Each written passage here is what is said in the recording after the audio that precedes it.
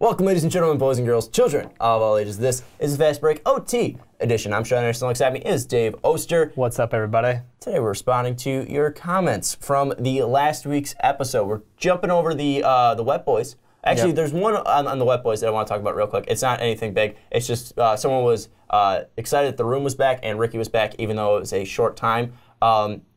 First, it was back for one time only. The place that we usually get these desks from was locked, and we didn't want to get anyone. Yeah. We didn't have the keys. So we were like, hey, Ricky, come up and do the podcast. Second, it's the same room. Spoilers.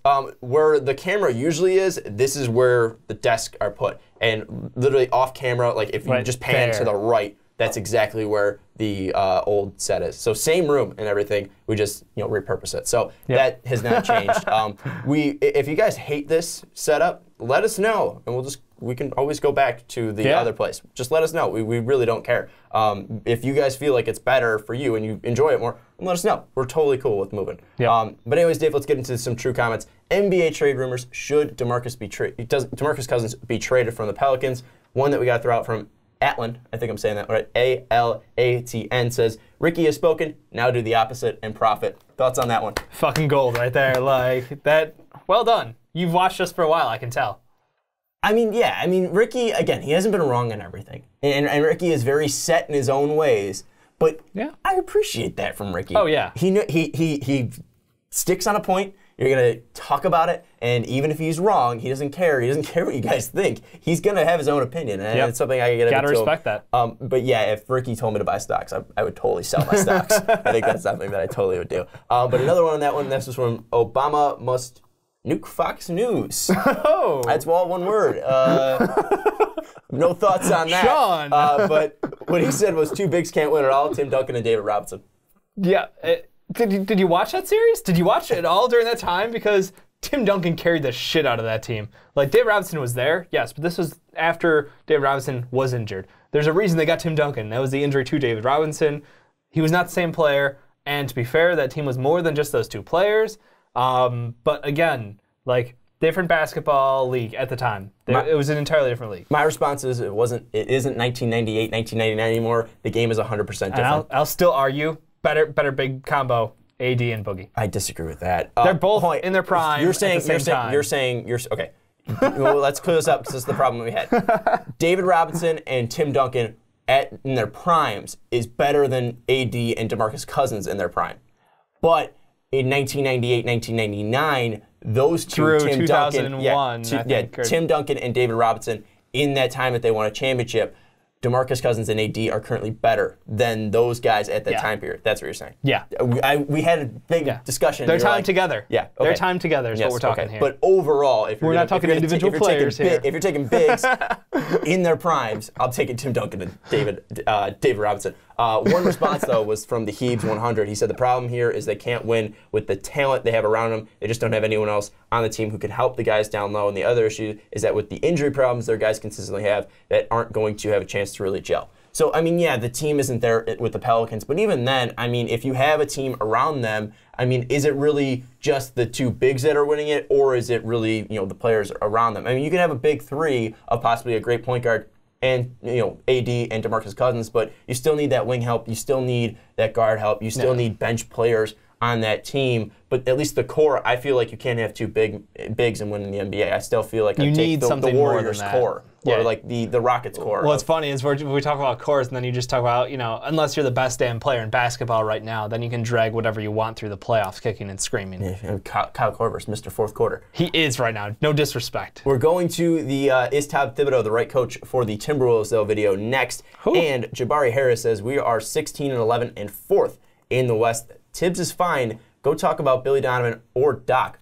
We did not talk about Doc, but we did talk about Billy Donovan today. Yeah, we did. On the Paul George segment. Go check that out if you haven't done so. But at least with Jabari Harris' comment saying that we were 16-11 and 4th in the West. This was 3 days ago, so at least the standings and records change. But still, his point is we're still a playoff team. We're in the top half of the Western Conference.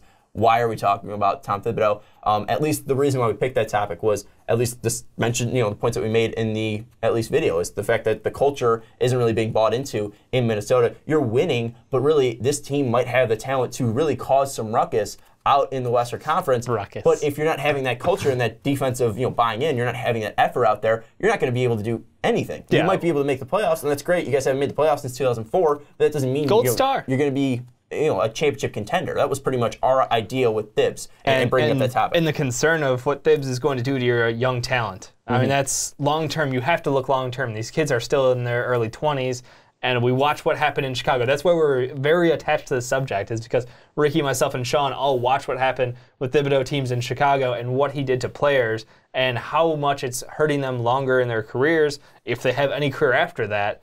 And that's where the concern is. Look, Thibodeau, from a coaching standpoint, should be able to get more out of them, but instead he's just abusing the playtime. Yeah, and I mean, Butler's still getting a ridiculous amount of minutes. I think Cat played 48 minutes. 48 out of the 52? Yeah, in that 76ers Minnesota game that went to OT. I mean, he's really working these guys out there, and I want to give props to Riley. He's always backing us in the comments. He said something that, he's a defensive coach and they're not even playing defense. Yeah, so I mean, says a lot. Shout out to Riley. Again, I wish the best for Thibs. You guys are making the playoffs. That's great, but there's a ton of talent on this team. I feel like there's more out there. Yeah. Going to the Bulls, talking about coaching, we talked about should the Bulls fire Fred Hoiberg, and Noah Conley said Fred is doing a nice job of developing the young players. People give him so much disrespect. I just feel like he's not an NBA coach. I feel like he was never an NBA coach. I feel like watching this team with the three really iterations of the team that we've seen with Derrick Rose, Jimmy Butler, D Wade, and Rondo, and then the current mishap that we have with players. At least the Bulls have with players. I'm not calling them weak because I'm not a Bulls fan. Yeah, I just feel like he hasn't really been able to show that he's that great of a coach. But the fact that you see Chris Dunn playing really well, you see that Lauri Markkanen's playing really well. I mean, there is a point that he's doing a decent job of developing talent. Would you agree with that? Maybe. This has been one of the more entertaining losing seasons to watch. To put that in context, like, yes, they come out there with energy. They look like they're having fun. They look like they're getting better. Chris Dunn has obviously continued to grow. I think a lot of it was his lack of playing time last year. Yeah. I'm not necessarily knowing that if this is, in the right system, he's fit perfectly and he's learning under the tutelage of, but the team has, there's been some growth where I want to see it, but there's also like the impact of, we're going to chuck this shit. So Holiday, Grant, go ahead and shoot 20 times a game. Well, and then the fact, too, you look at Bobby Portis, he's been looking good so far, at least when he's been playing. You look at Mirotic coming back, the 1-2 punch. The tank destroyer. Yeah, and I mean, like, they're playing really nice so far, but again, I feel like you look at Bobby Portis, first-round draft pick. Nico Mirotic I think he was a first round draft pick. Chris Dunn, top 5 pick. Look at Lauri Markkanen, top 10 pick. Yeah. And you're gonna have Zach LaVine coming back. He was a first rounder. Yeah. At least I think maybe teens, if I'm remembering correctly. I don't know off the top of my head. But you look at it. There's talent on this team. Yeah. It's not like the Bulls suck. It's just the fact that there's not a cohesion of team. There's talent on the team. They're not great players. I mean, they're not going to be hottest team in the East as we record this right now, though. That's true. 4-game win streak. But again, these guys have potential. They have talent on the team. It's not like they're bums out there. It's a D League team or a G League team now. But again, like how much is it developing the players, or how much is the talent already there and they're just getting minutes to really show off their skills? Right, and that's the thing is given the opportunity, how good would any player look on a team where he can spotlight, because the usage is just flying across the board any given night of the week. One guy can pop up for the other, because guess what? You're going to get 25, 35 minutes. Like, there's just no cap on that. Do you believe in the Hoiberg system? Do you believe in what he's doing? They're playing defense, which is usually a direct correlation to, like, fucks given. Like, if they have effort, they're going to play defense, and they're doing a great job of that. So I feel like he has the locker room on his side for that part. I mean, the whole control over the Nico, Bobby situation, whatever. But at this point, they look like they're competitive, but losing, which is fine because we don't want to win anyway. Yeah, and final comment that we're going to is on the full podcast of the Ja trade, DeMarcus Cousins, and Tom Thibodeau. Yeah. And it was from Lionel Howell. And he said, defensive coach, ha ha ha ha. Gibson just stands around watching opponents. Wiggins stuck on the perimeter, easy layups, wide open shots, easy lane scoring, etc. You need a rim defender. Towns is not a center. He is a power forward. Bring in Bogut and hope he can stay healthy. That's the comment from Lionel Howell. So looking at it, we mentioned in the Marc Gasol segment that we did this week, the fact that maybe Cat could move over to the 4 and you bring in Marc Gasol again. There's not a lot of pieces out there to move to Memphis, But again, in actuality, I mean, it's not that bad of an idea. But then we talk about Thibs. Would Marc Gasol change the culture enough? Can he where these guys continue to push over the needle? Yeah. Would they be able to buy in defensively? I feel like, Lionel, we're kind of on the same wavelength, right? I mean, Bogey would be an interesting guy. Again, if he's healthy, like, Cat at the 4 seems to be the better option to mitigate risk. Mm-hmm. Look, if we're trying to not let people walk to the basket, keeping Cat away from the basket's your best bet. So I'm cool with the idea. I agree with you in principle. The only thing that I kind of disagree is, like, Taj has effort on defense. Saying he watches people, I don't agree.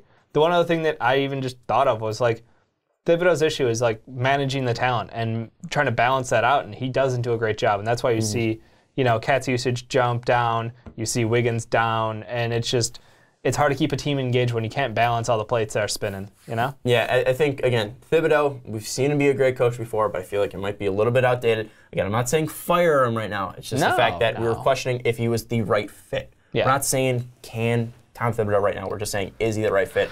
That's going to wrap it up for the OT edition. Keep the comments coming. Not only do they provide great insight, like the ones that we brought up did, but also some of them are really fucking funny. Yeah. Like there was one that said Julius Randle, I think Tyler Ennis, and a second-round pick could get you DeMarcus Cousins, Etuan Moore, and a second-rounder from the Pelicans. So some of them are pure comedy gold. But also, some of you guys actually bring fantastic insight. We absolutely love the community we have here. Again, let us know if you like this setup or if you like the other setup as well. That's something that we've been debating and something that we've been looking into as well. But for Dave Oster, I'm Sean Anderson. That was weird. That was real weird. Yeah. We'll see you next time.